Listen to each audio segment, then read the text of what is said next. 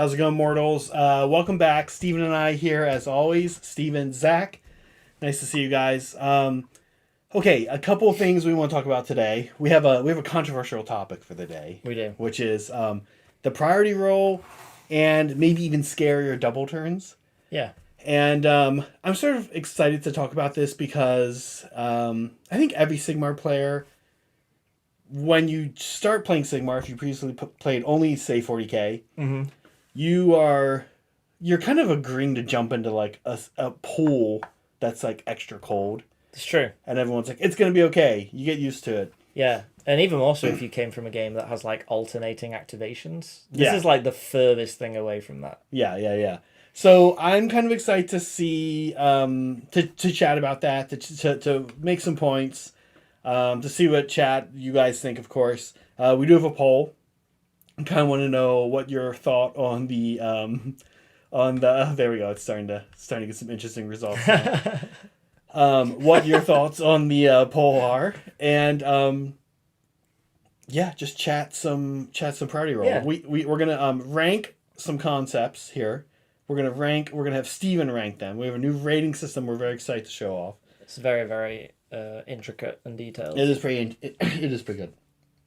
Now, as far as Warhammer community goes, we want to take a look, but AOS has not been getting a lot of love. We're at like a time of the year where Well, Flesh Eater Court wasn't that long ago. Yes, sorry, it didn't get a lot of love this week.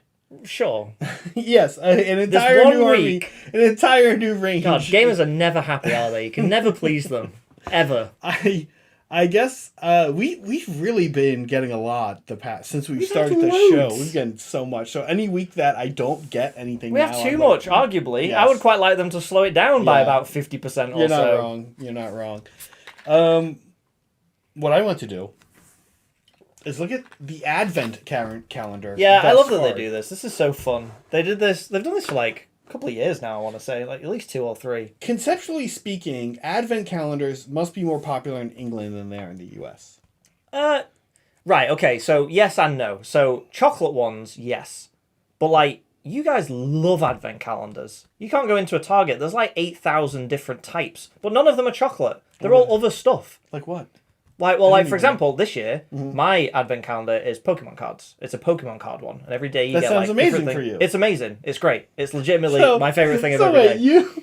do you ever think about how twisted this concept is? You went into a store and bought yourself. I like the idea. No, Ellie bought it for me. Okay, It was a present. All right, Ellie bought it for you. Okay. Yeah, it was a present. I would never buy anything like that for myself. I like the idea that you buy for yourself. No, it was a gift.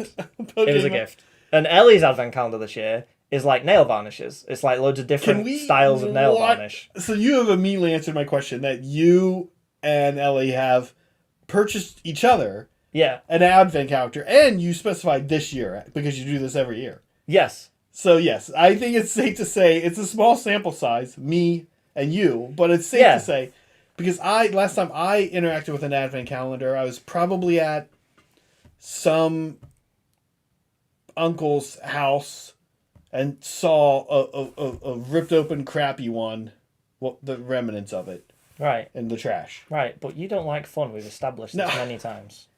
I actually... You don't like enjoyment. You know what my favorite part of the holiday season is When it ends. It's not bad, I'll be honest. I enjoy a good stroll through a neighborhood where a lot of people have lights up. Yeah, that's nice. That's nice. With all the autumn Do you know leaves and any stuff. good Bay Area ones? I can hook you up with some good Bay Area lights. No, I don't, but I'd love to know. Yeah, I'd love to go on I'll a... let you know. Okay. But no, like, Advent calendars are definitely a UK thing, but chocolate ones in the UK. You don't get anything other than chocolate. They're always chocolate Advent calendars. You wouldn't be able to find a Pokemon Advent calendar? I mean, maybe now, but you know, until I moved here, I was not aware Advent calendars had anything in them other than chocolate. I think when I was a kid, they had... they had blows my chocolate. mind. Yeah. So, here we go. Let's take a look at these things. The reason I actually want to do this is because I think there's some evidence. Some of these are interesting. As we know, I love that they do this. I do too. I wonder whose job it is to pick which parts of the models they take photos of and at what angles. Because, like, what a cool job. Same, because they love picking like something on a base that has nothing to do with the or model. like upside down. They'll like completely reverse something. And the gray. I love that they do the grayscale because I think that really masks what they are. It does. It's very and clever. I'll be honest with you. When they did the War Song Revenant. Mm-hmm. Okay. It was the eggs. It was the eggs hatching. Yeah, it and was the those eggs on little the top. eggs look like Vespid They from do. 40K. Yeah, and I remember. I was like, whoa, are we getting some kind of weird Vespid? I remember everyone something? losing their minds about getting Vespids. Because I was like, oh my god, it's like an alien egg. Yeah, that's what it Yeah, looks no, like. it's on the back of a tree guy blowing a flute. Yeah, you never. They really screw with you. So let's enjoy the being screwed with. Now, number 1 up here, top left, says Minefield. Probably 40K. Yeah, I mean, it's got barbed wire and a skull and a metal sign. I think it's safe to say that's 40k. Is this a tactical rock? Is this a tactical base? I think this is something Imperial Guardy.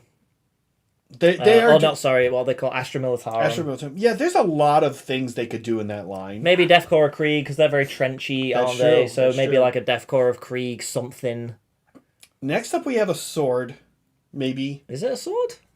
Is it? Oh yeah, no, I think you're right. I think that is a sword Maybe? in like a scabbard. Yeah. I thought it might be like a quiver, at first. But no, I think you're right. And I think that's 40k as well, just because the buckles look massive and the sword hilt has a skull on it. So I'm like, that's a Space Marine sword. That looks like, yeah, that I felt like that could have gone either way, but now that you bring it up, I think you're right. Okay, Yeah. Next is maybe an antler. Yeah. Or a tree branch of some Yeah, description. a branch or an antler. Yeah. Not a lot we can say about this one. No, I mean, probably AOS, just because there's more tree things in AOS than there is 40k. But, like, yeah, I mean, that could be a twig on a base. Who knows? Like, they play the mind games. Okay, then we jump down here to this thing. This thing is definitely 40k. You think? Sorry, this guy right here, right? Yeah, I mean, I'm struggling to even... It looks like I'll be honest, it looks like a really gothic toilet roll dispenser. Yeah, it does. Yeah, I think it's an AdMech toilet roll dispenser for sure. Oh, okay, it's right. I was trying to think of a funny AdMech name for like a toilet roll. Like a guy whose job is to distribute toilet roll, but I can't. Dispensorium. Yeah. Dispenserist. But you're probably right, yeah. I mean, what it really is, that looks like a servo skull with a quill and it's writing stuff, so it's probably like some kind of record keeper. It's like a old timey one, those like calculators. That Yeah, have the or like a paper. seismograph, like a servo yeah. skull seismograph, just tracking data. Yeah.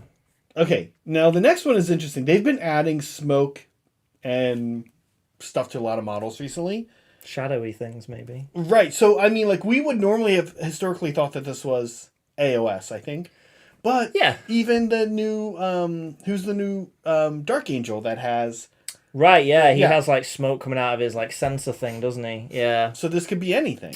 This also looks to me like there was when they did I think it was the Sacrosanct Chamber unit, the infantry unit. I forget what they're called. Sigmar or Sigmarines? Yeah. Yeah. The like the anti-ghost guys.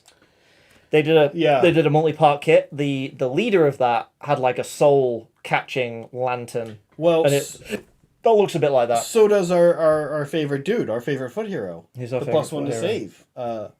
The Stormcast guy who either does D3 mortals or gives +1 to save.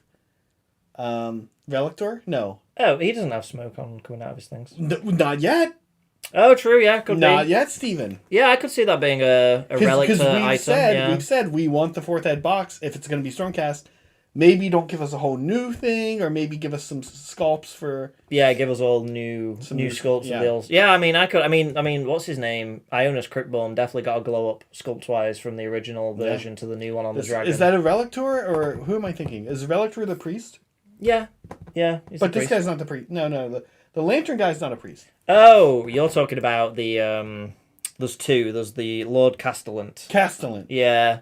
No, I don't think his lantern's massive and it shines light. That's a lantern. It's like it shines light. It doesn't catch smoke or anything.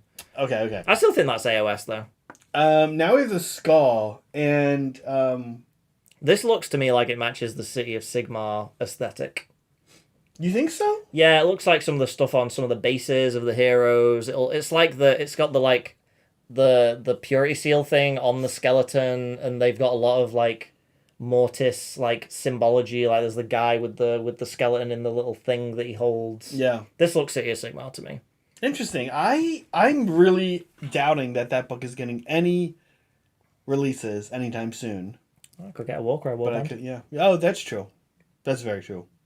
But yeah, I mean, maybe not. All right, this next one is a little confusing, and I see some people in chat. I legit kind of want to. I kind of want some weigh-ins on this one. Okay, on the front of this book, correct me if I'm wrong. That is the Tzeentch symbol.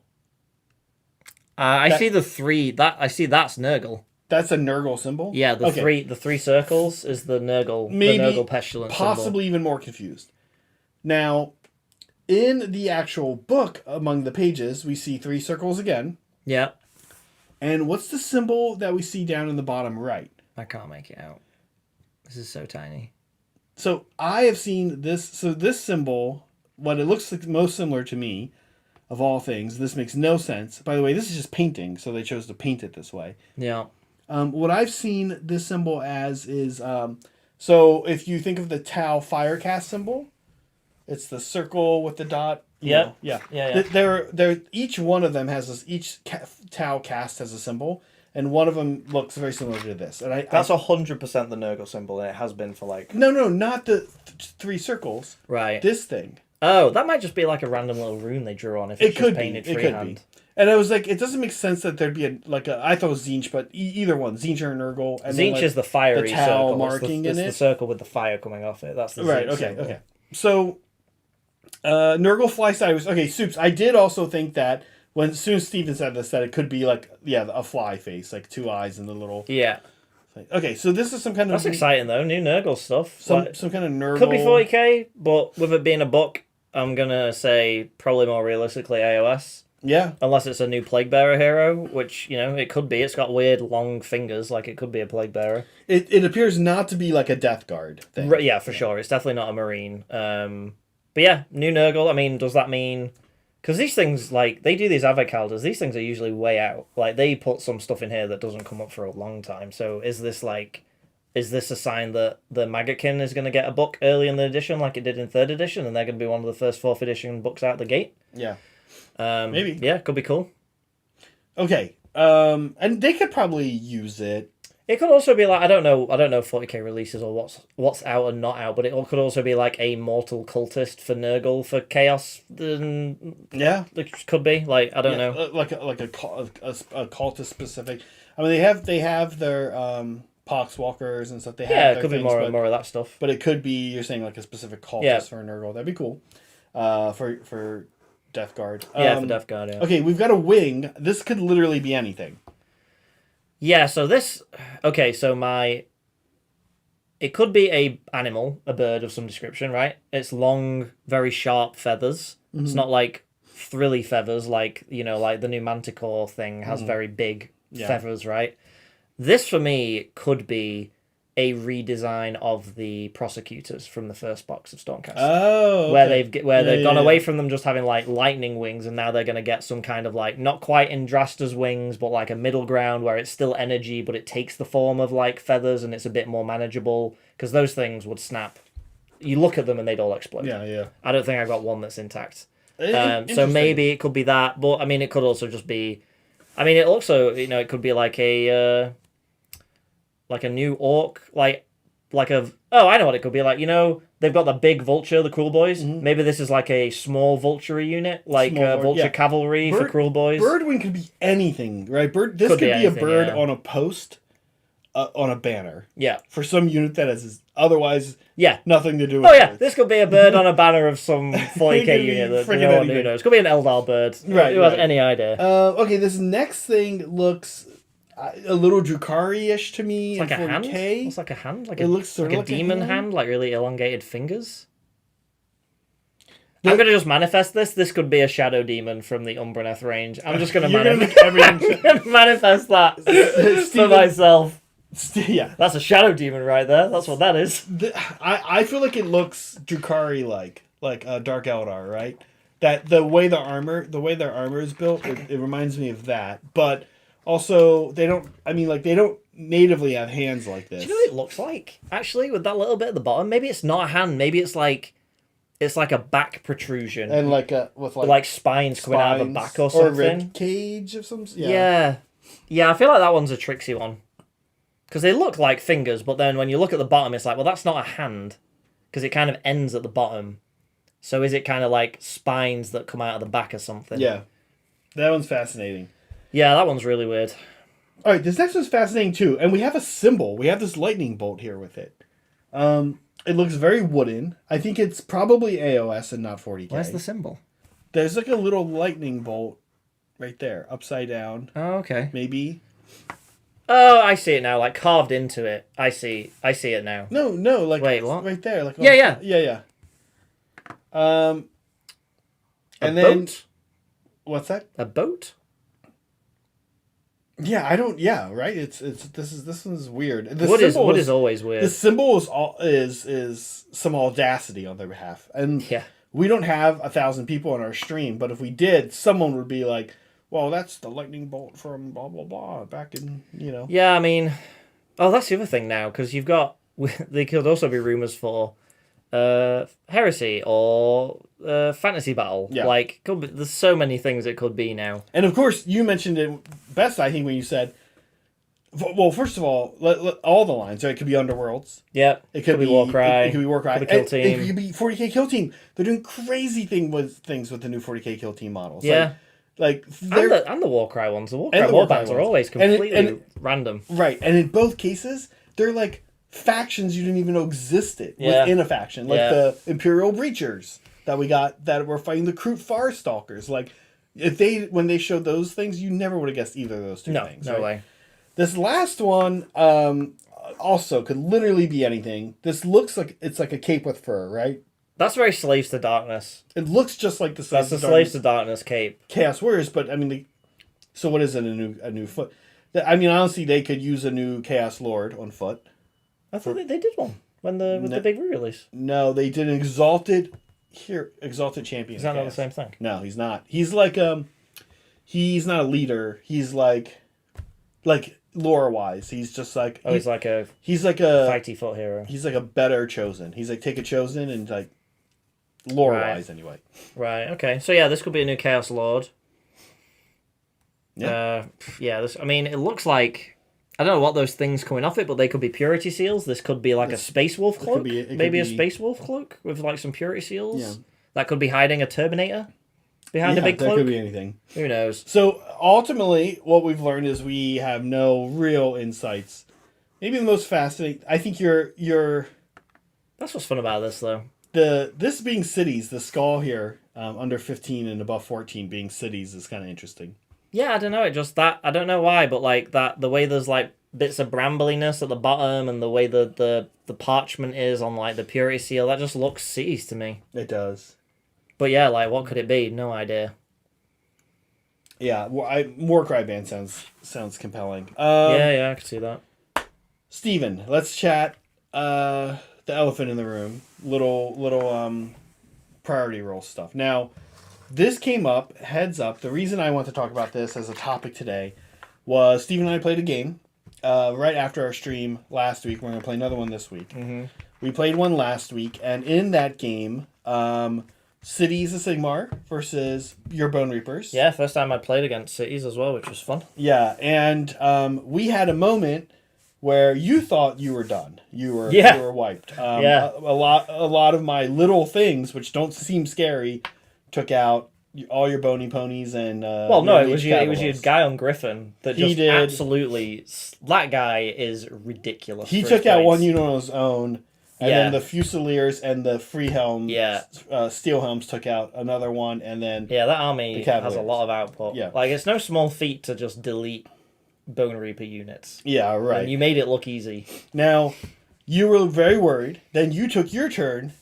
Yeah. And pretty much cleaned my clock. Deleted your army because deleted a lot of it. Just don't deleted stop. A lot of it, right? And in response during that process, I don't think I did much, but you killed my general. Yeah, Catcross went to the flank where you cleaned up, and he wrecked your guy. General. He wrecked the general, and then the Immortus Guard went into your castle. First group, and deleted group of Steel Helms. The Steel Helms. We then kind of rolled a priority roll. Yeah. And you won it. Mm-hmm. And meanwhile, off to the side, Arkin and the Cavaliers were like dancing they were around doing each other. Yeah.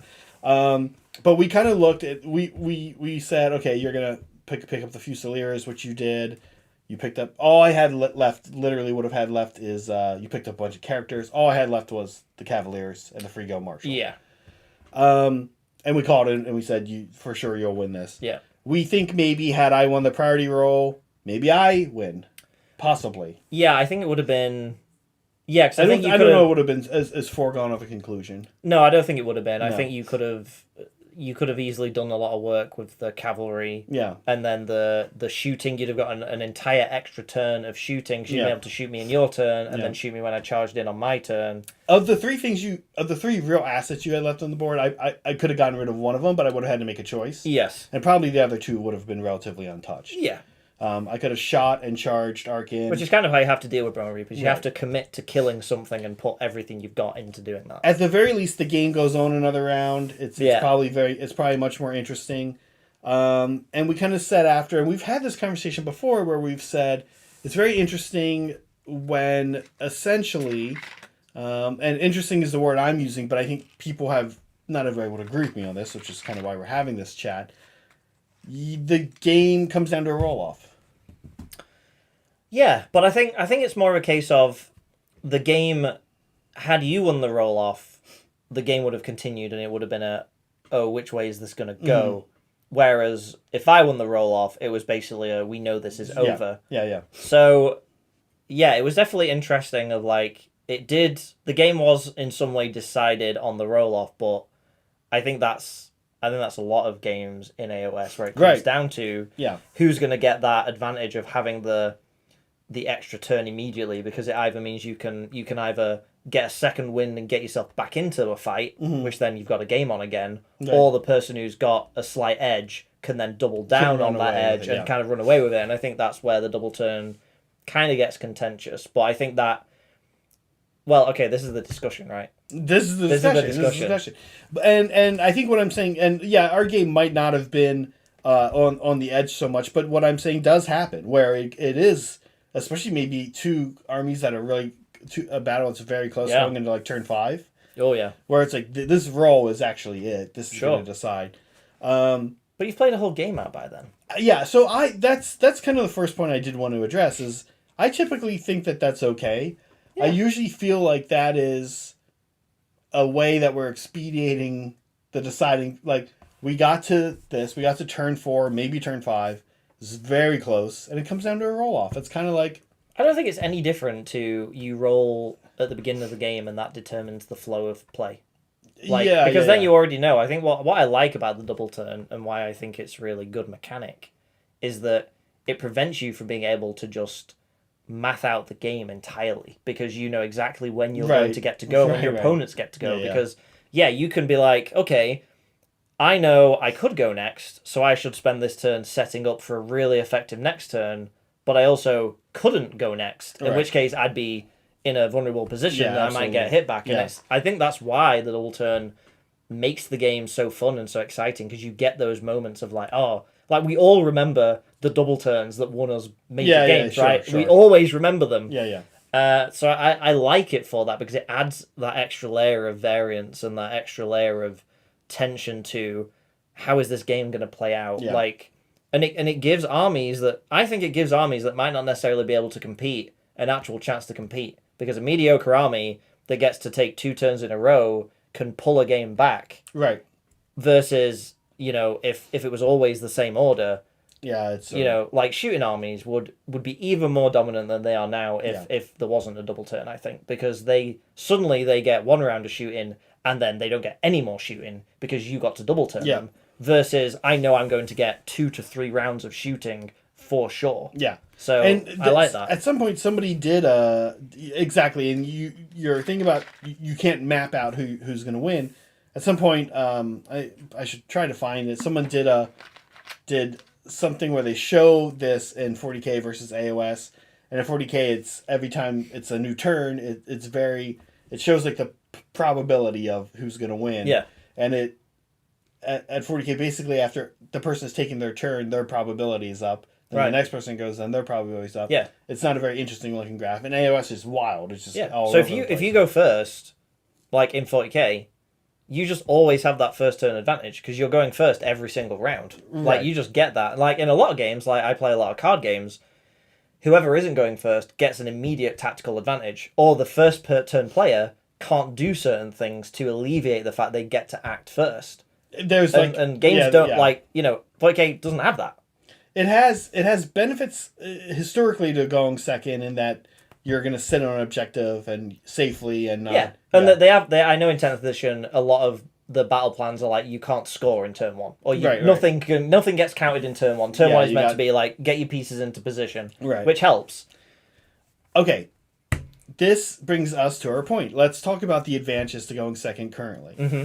Okay, currently, these are the advantages, and this is this edition, 3rd edition. Yeah. Combined with the season. Yes. Right. You get an extra command point. Yep. In the current season, one character, if they're a wizard, gets an extra cast and an eye. If they're Antorian Locus. So like an little unfought, wizard. Yeah, little wizard, not named. Right. Or somebody else can be given 1 CP. Yeah, which is great. Which 2 is extra also CP great. is awesome. Yeah. And I love that they accounted for the fact that not everyone takes wizards. Like, right. I think that's great. Yeah. And then finally, you have this interesting one here, which in some ways I find actually to be maybe, depending on the battle plan, the mission, in some ways it is actually the most intense. Yeah, and I think that point there, the battle plan decision where you get to choose to like turn off a point or activate a different one. Yeah. That for me shows incredibly good game design because when you have to think about if you want to go first or second, that's good. You know that you're in a good place design wise because you genuinely don't know if you're going to take double turns sometimes. And I think that is like it took us most of 3rd edition to get there, but I love that we got there. Where now it's genuinely like, do I want to go first or second? Yeah, I think it really does depend on the mission. Power Flux, highly interesting. In Power Flux, currently there's 2 objectives here and 2 objectives here, and the person going second is picking which 2 of them are turned on or activated. Yeah. So Power Flux is an example of this. Megan and I played one when we played her Nagash game. We played one where whoever was going second, and I don't remember this one. I have not played it at any competitive event I've been to. We played one where the person going second could interrupt the command point usage. Oh yeah, of one phase of the person going first. It's like a baby Be'lakor ability. It's kind of like a tiny Be'lakor or like a better version of a lot of characters out there. Like Lady O has it on a 5-up. Yeah. This was on a 3-up, all phase long. You could pick combat, which is huge. That is huge. If you had that on a war scroll, you would slam that into your army like 99% of the time. Of course, the issue here is that those things are not in every mission, right? So you see, but they're in most now. I feel like they're in most missions. At least half. Yeah. But I don't know also how big all of them always are. It definitely varies. It varies, yeah. So this is sort of the current. So we have a new ranking system that we're going to be using. Mm-hmm. Steven, we're going to rank these collectively. You're going to rank these collectively. Out of 5, what do you rank these? Like, what is this? You're going second. You just got double turned by some army you hate. Yeah. Here's your consolation prize. Yeah. What do you give this? I think overall I give this 4. 4, and so our ranking system is Gargoylean so there you Stevens. Go. Gargoylean Stevens. So I give this 4 out of 5 Gargoylean Stevens. 4 out of 5 Gargoylean Stevens. Yeah. What would make it 5 for you? I don't know, honestly. It's tricky because I think it depends when the double turn happens. Like, going second in different turns means different things. Yeah, sure. And I think it depends. But I think... Yeah, I don't know. I would give a few more advantages to the second player. I don't know what form they take. Probably not more command points because I think you're starting to impact the game balance there if you're just getting fistfuls of command points for going second. Maybe... well, hold on. Are you? Is that true? Yeah, I think so. Okay. I'm curious. Command points are huge. Yeah, they are. I'm curious for some armies, especially. I'm curious about that. But I think, yeah, I don't know. So the army in my head, I'm thinking about this for his daughters. Daughters are CP starved. Yeah, so you'd love it. So you love it. Yeah. Yeah. But would that turn them into like a top tier army? I mean, maybe because you'd have the points for your rally. Yeah. You'd have your points for your auto pass morale. Those are the two. Yep. That I don't really have to factor into other armies. I don't have to factor that into ogres for sure. Yeah, I'd try and give you something that gave you a benefit during your opponent's turn. So like something to help weather that double turn. You know? Mm-hmm. Something that's going to help you rather than it just being something you get when it's your turn, which is currently what we have. It's like, okay, you get to pick the tactic stuff, which is not tactic, the battle plan thing, like, turning which point on, which one off. Right. But then everything else kind of is for, like, the extra cast or the extra CP in your turn. Yeah. The extra CP, I would give you something that impacts you immediately that you can use to help weather that second turn that your opponent's getting. Let's chat some of these, and let's chat about what the double turn... I don't know, for me, how I kind of think about what it represents in the battle. So, okay, you just said more CP, maybe not your favorite. I said, like, +1d3 instead of +1. What is your Gargoylian ranking on this one? I mean, I feel like that also just gets into realms of, like, feel bads of like, oh, I'm going second, my consolation prize is 1d3 points, I only got one, that sucks. So I would give that a solid, like, 2 Gargoylians. 2 Gargoylians, here we go. Yeah, it's a kind of a band-aid, but I don't think it's great. Yeah, I think, 1d3 is kind of weird, but, like, giving a fixed amount also seems kind of weird. Like saying you get 3 extra, or you get 2 extra. Yeah. And, like, the other question is, like, for me, I've always kind of imagined that getting double turned represents that the two armies' leadership is being... Because both armies still fight... Everybody still fights alternating in Sigmar. Yeah. So, like, the nitty-gritty on the battlefield stuff is still happening. I've always kind of imagined it basically means that one side is trying to press an advantage, whereas the other side is actually regrouping. Yeah. And currently, what we get for that, I don't know that feels like that reflects that. So I kind of like what you're saying about some other kind of advantage during your opponent's turn. Yeah. Okay, so other ones, right, that I think are kind of interesting. So we talked about every battle plan has at least something minor the person going second can decide or benefits from. I think this is almost a given.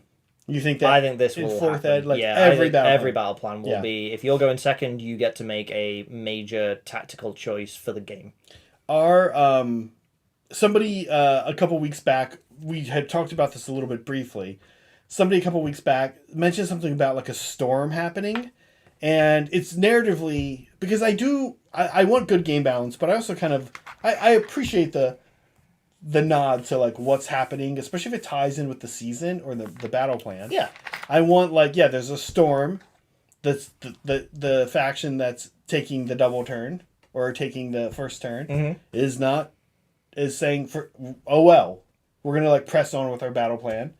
Meanwhile, the other side is hunkering down in the storm, using it to their advantage or whatever, right?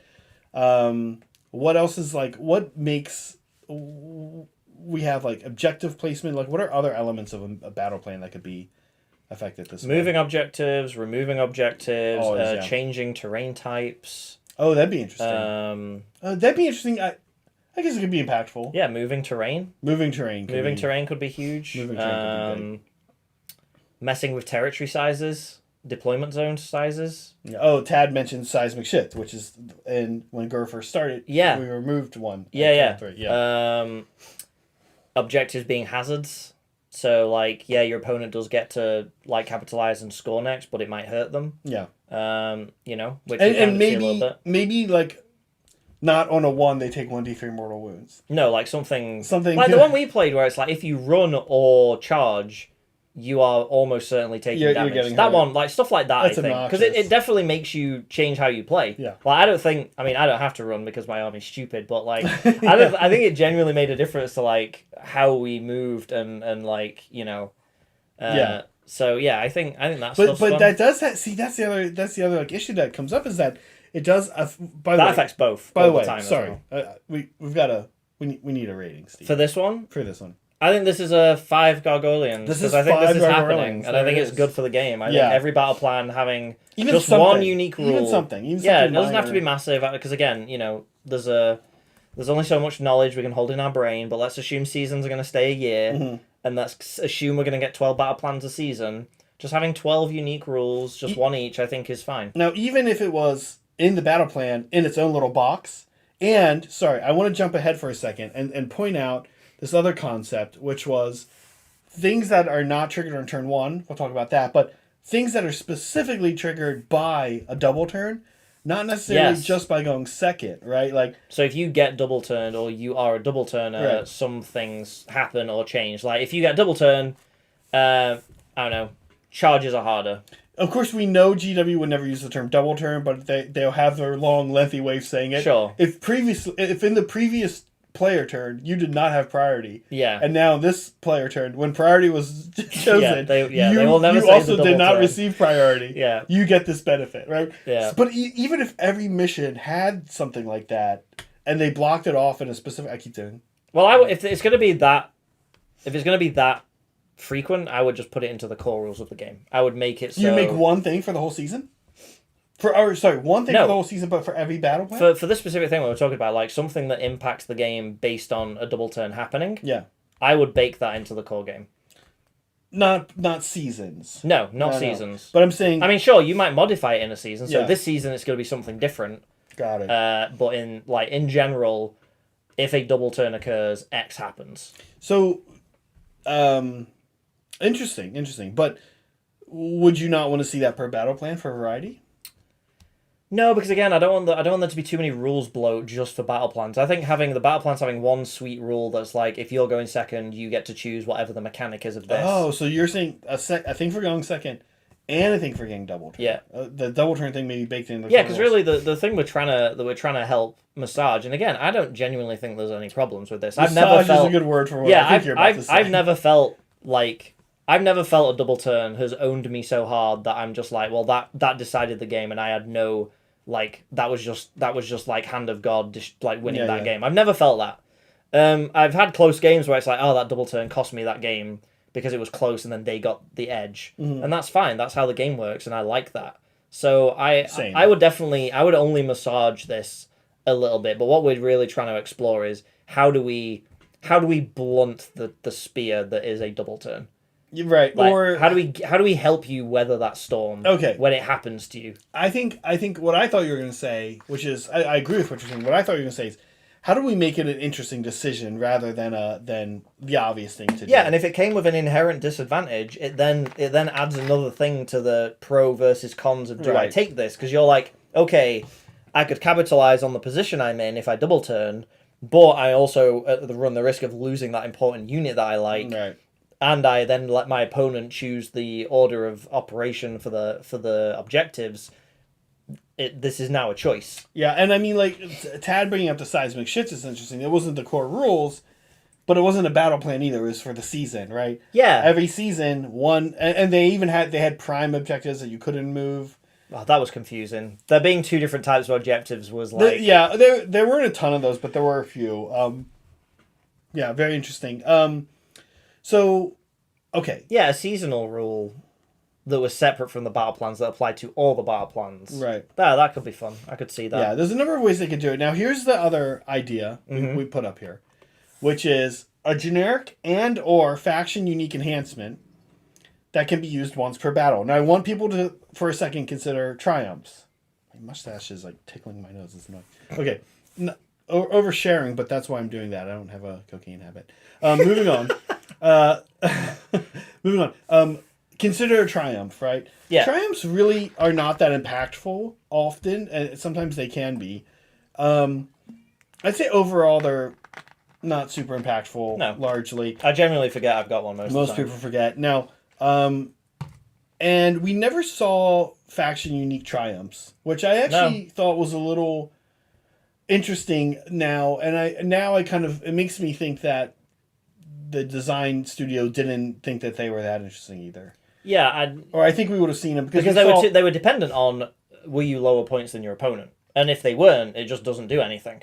Right. But if it was tied to a double turn, that is an interesting space because that will almost certainly always happen at some point to your army. Yeah, and they'd have to change them, of course, right? They wouldn't be the ones we have now. And maybe they'd be an addition, or triumphs would just work differently, or whatever. But this idea that you could do stuff like, there's like 3 or 4, and ideally it's really rare that people get double turned twice in a game that have to unfold in a particular way. Yeah, because once you've been double turned, you then win ties in the priority, and you're going to go second after that turn. Swinging wild. You can do it. If you got an early double turn, you could get a late double turn. Right. But yeah, it's very rare. But something that triggers once you get double turned, and is often, like you said, like a Stormcast, counting as more in objectives that turn, or getting, +1 to save if you're an objective. Oh, like yeah. Army-wide, things like that represent, cool, well, Stormcast are hunkering down. Meanwhile, an army like Skaven,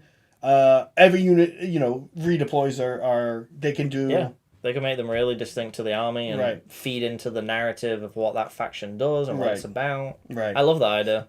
So then, how many Steven Gargoyles? I'd give that a solid 4. 4. Because I think it's prone to, they could write them and they could be ridiculous. They could be bad. They could be real bad. I would be very interested in 3 generic ones right out of the gate.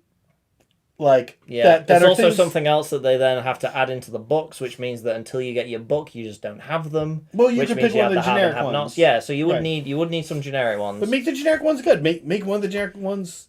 Your units and objectives are +1 save. Okay, here we go. We're just gonna do this for them right now. +1 save for your whole army. Yeah. If you're on objective, you count as double. Yep. And immune to battle shock. Immune to battle shock. All 3 of those. You get one of them once. You have to put it in your list. You get it. When you get double turned. If it happens automatically. Yeah. Because they're serious effects. Something that's they're serious effects. They are serious effects. Yeah. If suddenly those 10 Stormcast are now 20 Stormcast. Yeah. You're like, oh, well, that changes the math. You've got... You could play around, like we said, with redeploy. Yeah. You could play around with... the movement shenanigan one, I would definitely make a book one. I think that'd be way too dangerous to have as a... some cool book ones, yeah. I think there's a lot that you could do with all of these things. Extra to... Now, that'd be... maybe... Well... You can always give the option. People can take them if they're, wanting to. Yeah, and I think you'd pick the one that either counters weaknesses of your army, or you would take ones that reinforce something your army does well. Right. So yeah, I think that'd give you some play. And again, it makes triumphs useful again because a lot of people they're kind of useless. I want my ogres to just be able to all heal because they're just hunkering down and eating. Right, yeah. They're just pulling food out of their sack. Start of your opponent's double turn, you just get to heal D3 on all your ogre units. I'm just eating. Yeah, that's cool. Yeah. Super interesting. So, what are you optimistic for? We want to have a stream in the near future where we chat about some things we want to see in 4th Ed. Yeah. And we've started to compile a list. I know last night one came up. When Saray and Brett were playing a practice game here after the marathon. It was so good. What was it? Oh, the we don't have to get into it, but the Holy Within concept. Right. As opposed to within, but very tiny ranges. See, I think they should do what they did with 40k and just have a hero has an ability and he attaches to a unit and then that unit gets the ability and there's no ranges. A foot hero? But what about you'd have to have some that are ranges, but I would make them just within. 6 inches within. Yeah, 3 or 12, inches. Whatever. I would just make them within, because it's so annoying when you're having to constantly measure bubbles, and then you're like, oh, I piled in and now I'm one guy out, and it's like, oh, come on. Do you think they'll do that in 4th? I think, yeah, I could totally see it. A lot of people hate it. A lot of people hate the Holy Within. No, I think they'll get. I think they could change it. Yeah, I think they could change it. But I think the heroes attaching to units, I am pretty confident that might go in. Yeah, foot hero. It makes foot heroes more foot hero it's as soon as they changed that in 40k for 10th, I was like, oh my god, I'm taking all these heroes. They give such cool buffs. Foot heroes. Are because there's a foot hero problem in AOS. You don't want to take them because they're really easy to kill, and you have to position them to get their buffs off, and they don't do anything in combat. Yeah. If they attach to units, it's like having a champion plus in your unit. Yeah. And they give the unit a buff, so it's it would make them feel more interesting. And then they could lower the points on them, make them a little cheaper because they're essentially now unit upgrades. So I think I think that's a cool design space they could still play with. And so when last time that I haven't played 10th Ed 40K yet, that was the case in 5th Ed 40K, and they could separate. They can't separate in 40K now, or can they break off? I think they can bounce. They can leave the unit. Okay. But then you're not getting the benefit because they don't give a unit like they can't give anyone else. It can be buff. Interesting for like late game objective shenanigans. You see it a lot. Again, I don't know. I've played like 2 games of 10th edition, so don't quote me on that. But I feel like you can leave, or when the unit's been destroyed, they're free to just be their own thing again. They can wander around. Interesting. Like they don't like get taken off with like morale or anything like that. But again, fuzzy. It's not my game. Okay. So finally, your thoughts here. We want the last kind of concepts are. We talked about things not. What about like not happening on turn 1? Sometimes you get this bizarre feeling where somebody is in turn 1 of Age of Sigmar, people are often trying to make you go first because they want to try and double turn set you. the double turn off. Yeah, for sure. So you get in this kind of funky position where the worst thing that can happen to you is you're forced to go first. You don't get any of the benefits of going second, turn 1, and then for the rest of the game now, you're going second. Yeah. But you just got double turned. Right. Or maybe not the rest of the game. Maybe you double turn back. But how... like, I don't know. I've always kind of felt like... And they have changed some things on... Some missions don't do particular things on turn 1. Yeah. And a lot of Sigmar turn 1, not too much happens anyway. Most armies just do movement. Alpha striking is kind of challenging in Sigmar. It's pretty risky. It is, and it's...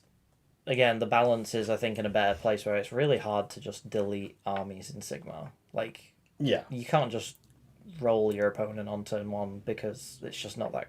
A lot of that game's output is combat, and you just really can't get everything into combat in turn 1. You can't. And I've been to GTs and RTTs where people have tried to alpha strike an army, and then you just double turn them. Yeah, something like Beast Claw Raiders or whatever. Rolled, right? Yeah. It's a very risky strategy. So turn 1, and you say 40K does that. 40K was doing that 9th Ed too often with how you score in turn 1 being different from anything else, right? Yeah. How you score in turn 2. And then we kind of talk about things specifically triggered by double turn. I feel like specifically triggering things by the double turn as opposed to second is kind of interesting. I'd be kind of curious to see, like you said, like a core mechanic. It'd be fun if there was like, it's kind of anime, but like if you get double turned, like heroes get super powerful because they're just like they're ready to like weather the storm. They're like come and get me. Like some heroes just like they have the opposite reaction. You get double turned and your hero just powers up and they're just like okay, bring it on. I mean, there's a good for some armies countercharge on that turn. Yeah. That's like Iron Jaws. If Iron Jaws got that's a good brutal. destruction one, right? Like 1 or 2 1d3 units can countercharge. Like you want to fight? Oh yeah, we love fighting. Let's go. Yeah. That's a good destruction one actually. Hey, as we wrap up here, a quick thank you to 95 Ginger Rage. He says, "Hi Zach, getting to catch you live. Can't wait for LVO 2024. Yes, excited to see you. Hung out with this guy last time. Now, 95 Ginger Rage, is kind of wild that you sent this because yesterday on the marathon stream, I was wearing a ridiculous hockey jersey. Yeah, you will recall, Steven. Yeah. That said Sunnyvale and Ricky 420 on the back. Yeah. Which was sent to me by 95 Ginger Age. Oh, right, okay. This is him. Wow. Yeah. Ginger Age, I wore for the first time ever, I've not gone to wear it on stream. I didn't get to wear it on stream. I never want to quite wear it at tight ends because just... It's a little risky. A little riskier than they like to run, which I totally understood. But here I was like, yes, I'm wearing this jersey. And you had to explain it to everyone. Had to explain it to everybody. Only a few Trailer Park Boys fans. I watched that. I like once you said that, I was like, oh yeah, okay. I wouldn't. If you'd have said to me, what is this from? I'd have been like, I have no idea. One of the things that's weird, and I think I mentioned this to Ginger Age, is that we live here in San Jose, like right next door, there's a very large town called Sunnyvale. Yes. It's like 100,000 people. Yeah, yeah. So it's the headquarters for some tech companies. Yeah, it's right down in Silicon Valley. Yeah. So that is like sort of interesting in the area because it just looks like it's like from a nearby town. But thank you, great to hear from you, and yeah, looking forward to seeing you. If you're not on our Discord, 95 Ginger Age, please join our Discord. There's actually a link literally in this. I specifically put a link in this stream. That's where please do join. We're organizing all of our LVO shenanigans. Yeah, and actually that goes for everybody. Yeah, we do have we are doing that. So awesome, Steven, we're playing a game today. What are we playing today? Last week, I don't know Zach. What are we playing today? What are you going to use? I'm going to use you at your request. I'm going to. Are we doing the towers? No. We're doing. You picked a different one. I picked a different one. Okay. Let's do towers, and I'll do cities again, and we'll try. Okay. We'll try towers. Okay. We're taking our LVO list. Yeah. Yeah. So I'm going to be bringing my Beast Claw Raiders. Should we give our list away? Is this not like giving people that we're going to play against information? It feels like everybody knows what I take to every that's competitive true. event. There's no surprises. That's true. So for you, yeah. No, I don't mind. And this is a really hard matchup for me. And Steven's doing me a favor by granting me some practice. There are some armies that I feel like, unless the player's very strong, which there will be a ton of those at LVO, yeah, I can kind of just roll with the Beast Claw Raiders. But Bone Reapers are almost the opposite. I feel like I almost struggle against people who have just like picked up the army for the first time.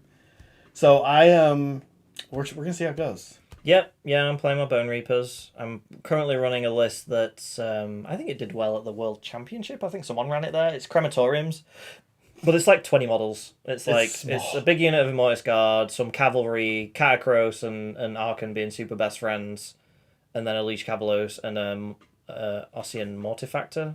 But yeah, the whole point is the recursion. It's meant to, you every time you destroy a model, I roll dice based on the number of wounds characteristics it has on its scroll, and every 5 is mortal wound. Now the way that works is the cavalry, I can bring those back easily with Archon and Catacross, but the Immortus Guard, you still have to roll, and now they've changed the healing, so you only bring them back on 1 wound, but when they die, you still roll 5 dice. So it kind of wound characteristic. Yeah, so it kind of circumvents the nerfs that the healing got. But it's just an elite army. Mm-hmm. It hits pretty hard, it's very tanky, and the extra mortal wounds are kind of just a nice bit of attrition. Yeah, and we get to do that fun dance where I hit you, you die, you hurt me, I get to roll ward save. We get to do that nice like back. We just get to do that, yeah. Yeah, it's a very honest game of Sigmar. Yeah. Just lots of combat rolls. Thanks again, 95 Ginger Ace. He says, don't lose a computer this year. Yeah, so... Wait, what? You lost a computer last year? I did, kind of. I didn't know this. Yeah, I'll try to tell this story briefly. Basically, we got a van, and then there's some reason we had to get a different van. It didn't have enough trunk space. So we got a different van. The next morning, I drove back to Enterprise with this van, switched it out. During that switch out, my backpack, which had all my gaming stuff in it, like tape measure, dice, and everything, and my laptop, oh no, just sat in Enterprise's parking lot. Oh. And it's sort of because we were switching things and kind of fast, and there just like wasn't communication, and yeah, we just lost track of my backpack. It sat in the parking lot, and then I like out of nowhere we were freaking out. We're trying to figure out what was happening to it, and kind of randomly I realized, I find my iPhone. Like, why not? So we found it, and we saw it sitting in the parking lot. I started calling Enterprise, but they didn't answer, blah, blah, blah. Super annoying. And then about 6 a.m, it starts moving. And it moves to East San Jose, which, just historically speaking, East San Jose is the most crime-ridden part of San Jose. Right. And so it moves out to East San Jose, and I'm like, well, crap, someone's stealing my laptop. And anyway, long story short, we're trying to figure out, we're calling police, doing all kinds of stuff. Long story short, they're like, Facebook Messenger, if you're not friends with somebody, you can't, when they send you a message, it's not like very apparent that they send you a message. Right. You have to kind of go and check this certain area that's like message requests. Mm-hmm. I have no idea what caused me to do it, but on a whim, I was like, I checked that, and there was one as this dude. He's like, "Hey man, I found your laptop. My parents went to go rent a van, and apparently it was in it. Your laptop was in their van. There's like a bag, Oh. and yeah, the guy was super cool. He returned it. Oh. Yeah, so That's awesome. yeah, it was awesome. Wholesome. Yeah, nice wholesome story. Yeah, that's great. Great win, but it was it was crazy Yeah, that's scary. for 24 hours. It was right before anything started. We got there like a day early. Right. So the first day was just like on my phone, calling the police. It's such a pain in the butt. That's funny that he remembers that. I actually almost kind of forgot about it. Our poll says most people don't care. They're zen. Other people, Good. yeah, Be zen. be zen. Don't hate rules. Just play games and roll Yeah. dice. Doesn't matter. Awesome. Speaking of, let's get go to do it. that. Yeah. Yeah. Folks, awesome as always. And we'll see you next time. Yeah. Bye, guys. Bye.